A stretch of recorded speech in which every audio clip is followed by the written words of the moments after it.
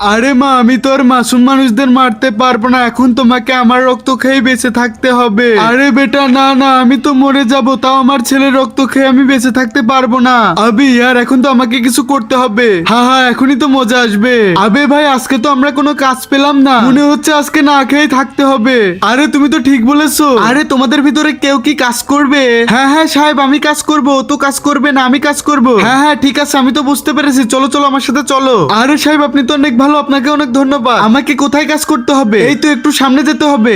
আবে তুমি এখানকার কাজগুলো করো, আমি আসতেছি। আচ্ছা সাহেব, ঠিক আছে। এই তো এখান থেকে আমার কাজ শুরু করে দিব।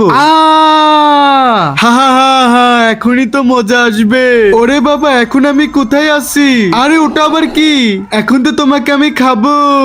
তুমি যদি তোমার মা বাবাকে ভালোবেসে থাকো তাহলে ভিডিওটাতে একটা লাইক করো এবং চ্যানেলটাকে সাবস্ক্রাইব করো। আর যদি লাইক সাবস্ক্রাইব না করো তাহলে বুঝে নেবো তুমি তোমার মা বাবাকে ভালোবাসো না। না না, আমাকে ছেড়ে দাও, আমাকে ছেড়ে দাও।